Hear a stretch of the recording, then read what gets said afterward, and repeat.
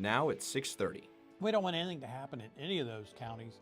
A burn ban is expanded to all of Southeast Ohio tonight as a severe drought in the region continues. How this drought is impacting farmers markets as the ground dries up.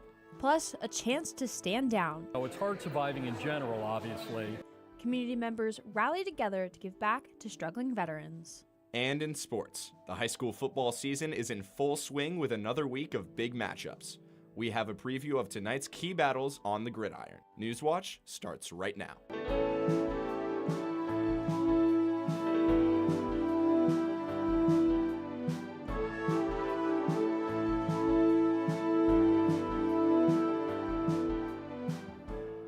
Good evening. Thanks for joining us. I'm Allison Patton.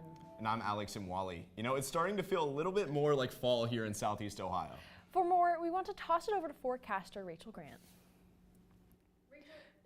Yes, good evening, everyone, and happy Friday. It is officially the weekend. We're starting off this weekend on a more sunnier note. We're seeing this high-pressure system developing just north of us. That's what's giving us the sunshine, these clear skies. And we're also seeing this occluded front developing and passing through us now. So that's what's helping to maintain these warmer temps for us. But a closer look at it, we're seeing a little bit of green on the occluded front. That's indicating some rain. So we are seeing some rain developments just west of us, a little bit northeast of us, but those rain developments are actually too weak to move anywhere, so they'll just be giving some showers for those just west of us. But Athens, we're all staying perfectly dry for our evening. Currently 80 degrees outside, crystal clear skies, and those clear skies will stick around for tonight with that low of 53 degrees. But as for tomorrow, still plenty of sunshine for our weekend. We're seeing a high of 78 degrees tomorrow and that low of 51. We'll be talking about a cool down we'll be expecting later on next week, as well as those rain developments in my full weather forecast. Right now, we're going back to the desk. Thanks, Rachel. A ban on all open burning in Southeast Ohio is extended as a severe drought continues to impact our region. And despite some areas receiving rain over the past week, the U.S. Drought Monitor says parts of Southeast Ohio continue to experience either an extreme or exponential drought. The state fire marshal says the rain has helped, but it's not enough. We don't want anything to happen in any of those counties that are affected by the burn ban. And we've already had fires in several of the counties that have been contained easily, but we've had those fires. So it does and is happening. Across the Ohio River, West Virginia's seasonal burn ban is in effect. The ban is in place from 7 a.m. to 5 p.m. through the end of the year.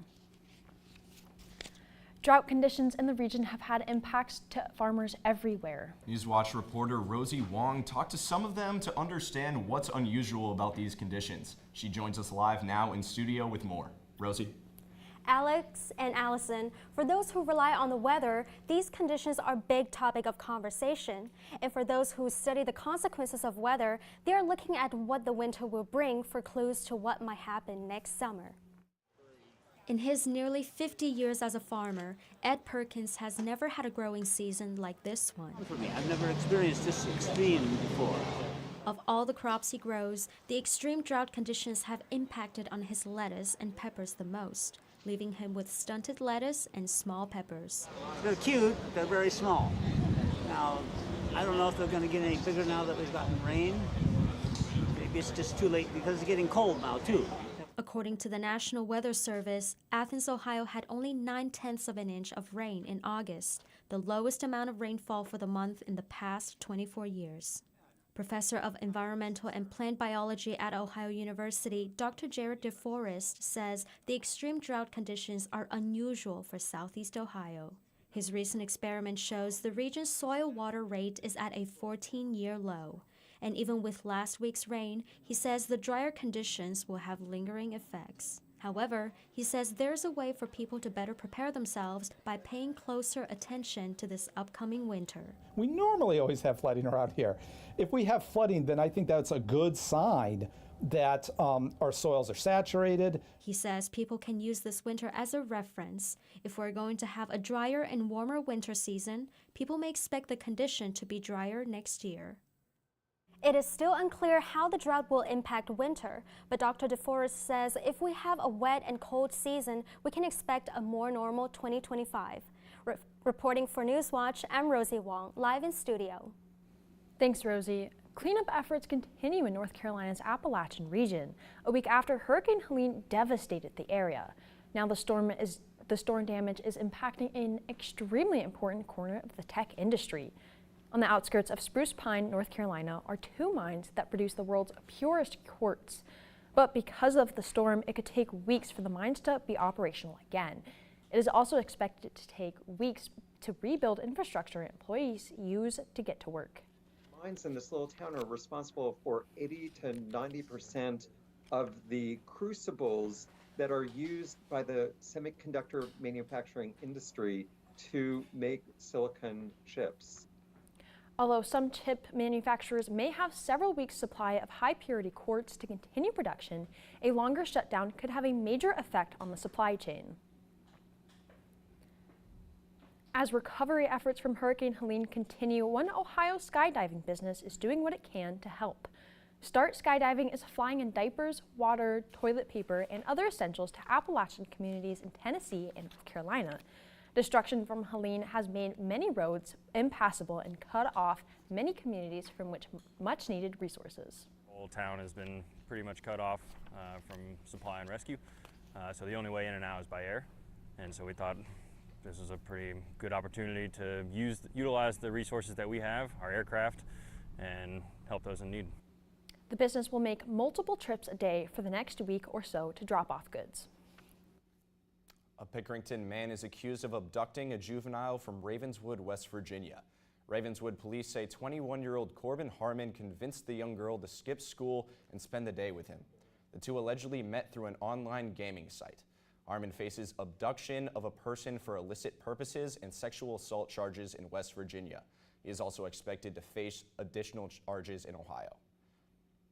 A Circleville man is arrested for allegedly sexually abusing a minor. The Ohio Attorney General's office says Matthew Nicholas was arrested during a search at the 41-year-old's home this morning. Nicholas will initially be charged in Pickaway County Municipal Court, with additional charges expected to be announced. The investigation into the incident is ongoing. State and local agencies are helping people pay their heat bills as the weather starts to get colder. Households of up to 7 members at or 175% below the federal poverty line, along with a household of 8 or more members with 60% of the state median income, are eligible for the program. You can apply at the website on your screen or by calling your local community action agency. Applications must be sent in by May 31st. Now that nights are getting cooler and winter's approaching, people experiencing homelessness are in need of thicker clothing, especially veterans in Athens County. A local group is providing resources to those in need. Terry St. Peter served in the U.S. military for over 20 years. When he retired in 2015, he knew he wanted to help other veterans. I'm a veteran myself and found it to be an opportunity to help veterans that are less fortunate than I am. A year later, St. Peter's the vice president of the Athens area Stand Down event. What we're trying to do is give folks that are homeless or at risk of being homeless, veterans and community members, resources, items, food, warm weather clothing to help them get through the winter months. Stand down meaning taking a break from the streets and having a rest. Their stand down, you know, it's hard surviving in general, obviously, so this is their opportunity to take a break. About 75 veterans come in each year for boots, jackets, meal, and more, all for free. And after noon, the event is open to the public and over 100 people facing homelessness come in. Athens area Stand Down President George McCarthy says not every veteran attending is homeless. But there's also a bigger segment that's not homeless that isolates. And because they're self-sufficient, because of their upbringing or their military training, sometimes they don't get to interact. People like Nathan West, who served for about 3 years in the Army. He specialized in cold weather training during service. So he's no stranger to the cold, but having boots to utilize, I think that's going to be very helpful. He's been out of the military for about 14 years. He says he liked socializing with the other veterans and might even help out next year. Veterans and the public also had access to vaccines and other medical services, along with resources from the Veterans Affairs Office. The event returns next October to the Athens County Fairgrounds. The two candidates running for Athens County Treasurer answer important questions in their first and only candidate forum. The independent write-in Don Deputy and Democrat Taylor Sappington explained the importance of the treasurer's office. Deputy says the office needs to have a better communication with its taxpayers. Meanwhile, Sappington says he wants to maintain the office's stability so voters can entrust it with the city's money. The winner will take office next September. On air and online, WOUB is your election source in Southeast Ohio. To get the latest on key races, head to our website, woub.org. Then on election night, join us live at 11:30 p.m. for a special report as we cover results as they come in. If you're eligible to vote in this year's election, your time is running out to register. Ohio's voter registration deadline is Monday, October 7th. You can register by going to voteohio.gov or at your local Board of Elections office. So far, there are around 20,000 more registered voters in Ohio compared to the last presidential election in 2020. If you want to check whether or not you are registered, head to the Ohio Secretary of State's website. Coming up, the Athens Fire Department is getting a new headquarters, but internal issues could mean problems with fire responses. I'm here in Portsmouth on what is a make-or-break night on the gridiron. Stay tuned for previews of tonight's games. We'll be seeing a cool down coming in next week, but when exactly will we be seeing this? Stay tuned to see my 4 other forecasts when Newswatch returns. Far too often, Latinos are omitted from the great American narrative. There's been Latinos in this country for 500 years, before it was even formed as a country. Phoenix, Los Angeles. Without Mexican railway workers, these cities do not exist. Latinos have participated in every single conflict that the United States has ever had. Without us Latinos, the United States would be a very different place. Tonight at 9 on WOUB. You can't have the United States without the histories of all of the Latino communities. Connection to culture is so important. I move and feel in my traditions and my stories. We do what we love with respect and loyalty. We have changed U.S. history. Sí, se puede.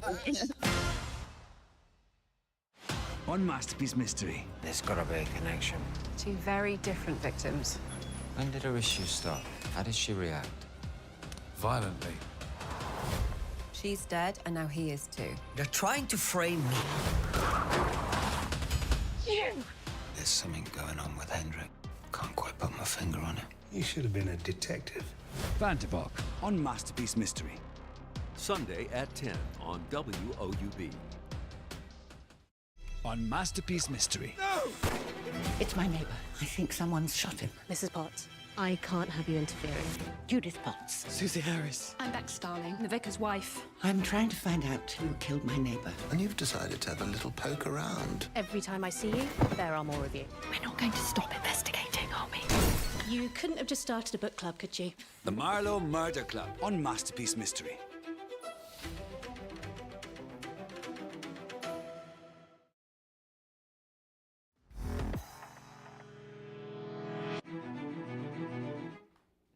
Good evening, and I'm Rachel Grant. Happy Friday. It is officially the weekend, and we're kicking off this weekend on a more sunnier note. We saw this high pressure system sitting north of us. That's what's giving us this sunshine, these clear skies, and we're also seeing this cold front developing just below us, and that's really going to help us out next week while we see this cool down. Not necessarily this weekend, unfortunately, but right now we're seeing a little bit of rain developments coming in from the west here, and it's also pairing with those developing in the south.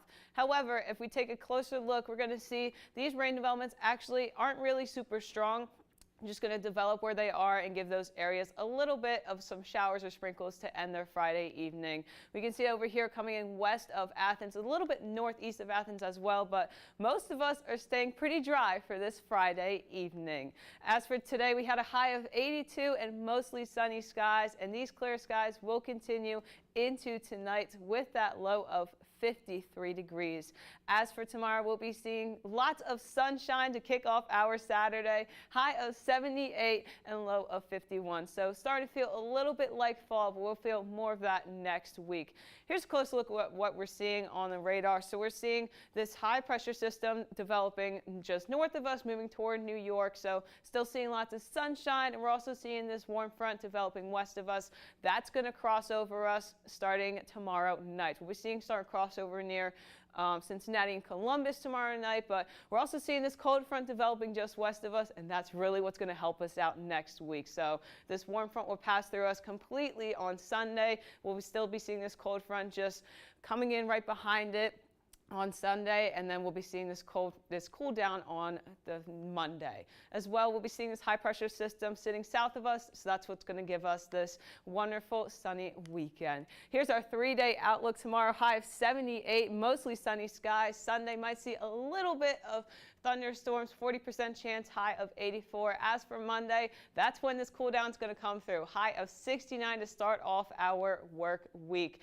As for the rest of the week, that's where we're going to be seeing a little bit more consistency. Lots of sunshine, mostly temps in the 60s, so really starting to feel like fall. Might see some clouds here or there Tuesday or Thursday. However, mostly sunshine to kick off our first full week of fall. I hope you all have a lovely weekend and start to next week. Right now we're going back to Alex.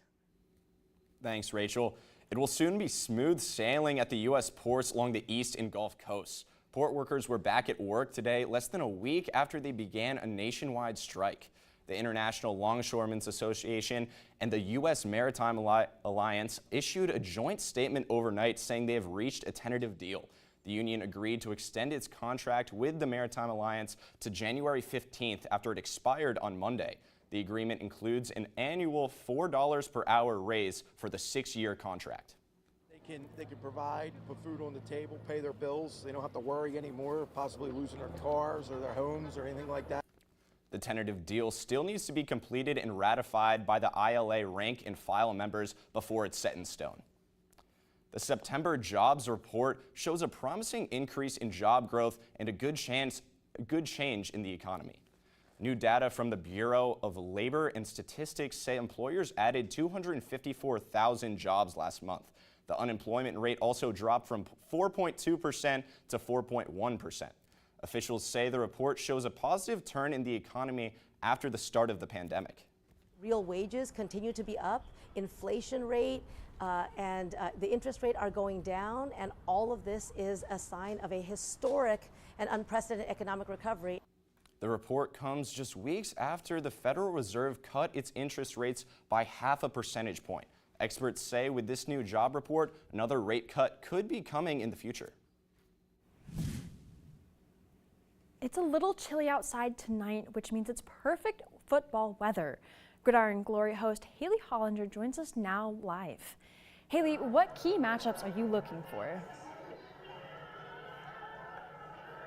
Thanks, guys. You really couldn't ask for better conditions tonight. I'm here in Portsmouth right now. The sun is shining, we've got a refreshing breeze, and the Trojans are getting ready to face off against the Fairland Dragons. But of course, this isn't the only game on tonight's docket. Out in Bloom Carroll, there's an MSL Buckeye clash brewing between the Bulldogs and the Logan Elm Braves. Both are 3-0 so far in conference play, so this game has huge implications for standings. These two have a lot of offensive weapons on both sides, so defense will be a key determining factor in this matchup. Not to mention, the winner will find themselves in the driver's seat for the conference. Next up is Valley at Portsmouth West. Now, both of these squads are coming off an in-conference wins and are eager to keep climbing. And for the Senators, keeping that streak alive will be important for their conference standings. These two are also very offensively intense. We're going to see a lot of rushing in this one, with Portsmouth and Valley both playing in a smash-mouth fashion. This should be pretty fairly matched. Our next game takes us to the TVC Ohio, where there is a three-way tie at the top. Nelsonville, York, and Wellston are a part of that tie, and both are currently undefeated in the Ohio. Wellston's offense is averaging 32 points per game, while the Buckeyes have only been allowing 11 points per game. This could turn into a stalemate at any point with these numbers and implications.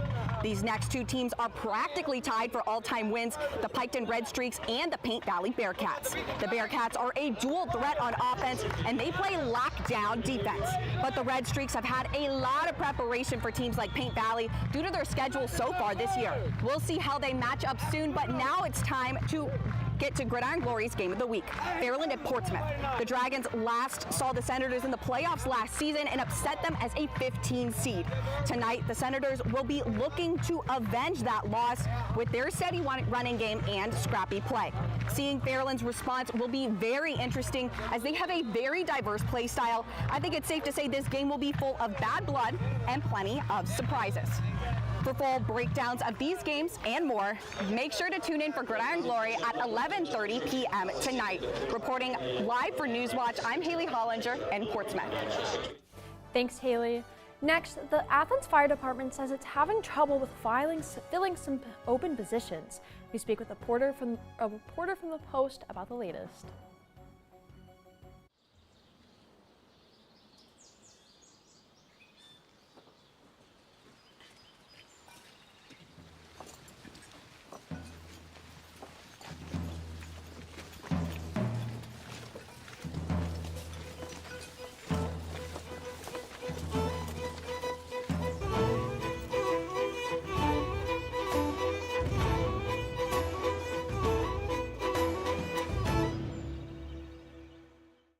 Understanding the past gives a sense of the future. This is the first time that anyone has seen this in 2,000 years.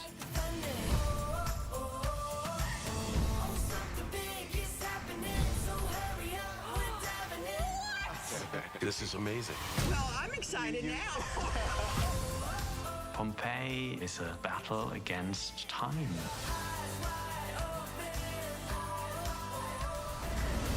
You think I'm joking, but look at this. It did really happen. Don't let anybody tell you who you are. History teaches us to honor the past. When you look back, you're like, wow, that was pretty special. This is something that's actually altering the course of history. You're charged with keeping these stories alive. The Cartober fundraising drive is on. Help give back this month by donating your used car, truck, RV, or boat to our station. Donating is easy and it's tax deductible. Just call this toll-free number, schedule your free pickup, we'll tow it and give you a donation receipt. Can't donate a car? Spread the word by telling your friends or family. Learn more by calling this toll-free number or visiting us online.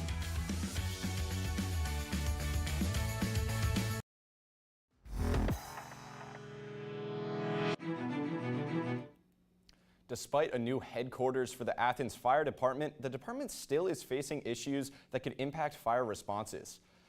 Avery St. George, a reporter for the Post, Ohio University's independent student-run newspaper, recently reported on the issues at the department and joins us live with more. Thank you so much for joining us, Avery. Of course. To get us started off, can you just give us an overview of what you were reporting on and what the fire department had to say about the recent issues?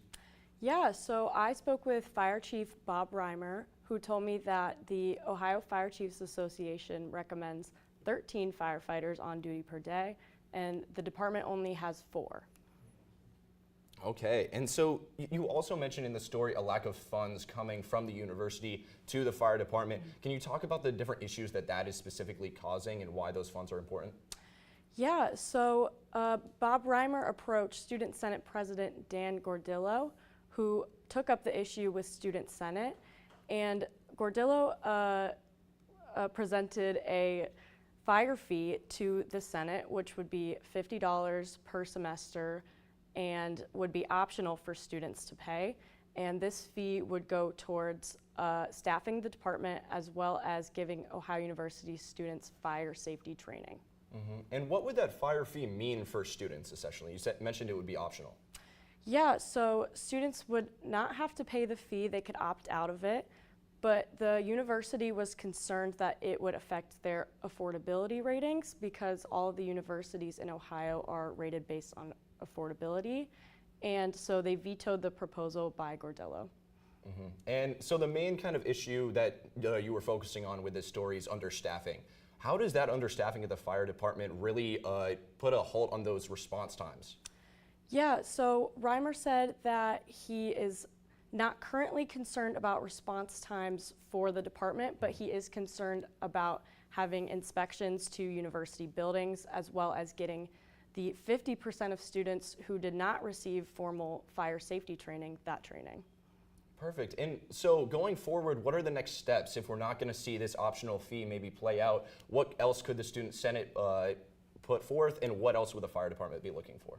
Yeah, so Gordillo proposed that they take this issue to Columbus and take it up with some of the representatives for the area in Columbus and see what they can do about funding the fire department there. Thank you so much for joining us, Avery. If you want to read Avery's full story, head to thepostathens.com and look under the news section. Still ahead, a new research study finds one aquatic mammal may actually be smiling when it's playing with others. We will tell you more next. That is beautiful. So much anticipation. My heart's beating. This is a breakthrough moment, and it won't be the last. The lionesses, you have to be very careful here. What we've learned about weather on other planets has rewritten what was possible. In many ways, these Syrians are the beginning of the modern world. Wednesday on WOUB.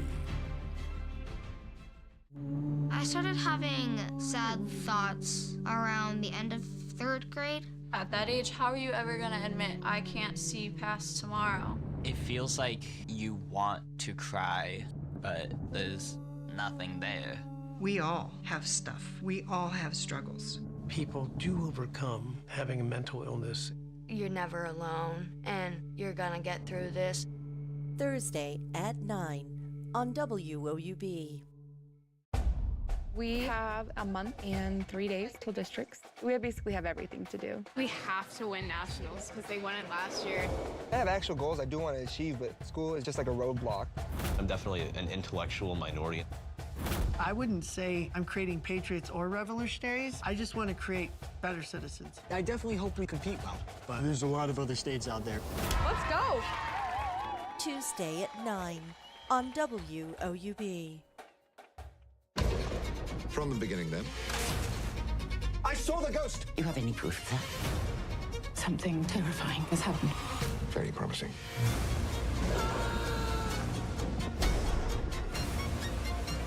So what have you got for us? We have a bit of a mystery. I have to finish this.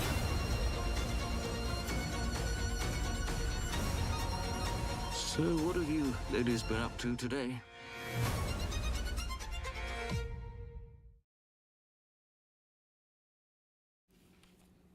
America's 250th birthday is coming up, and Ohio is getting ready for the big celebration.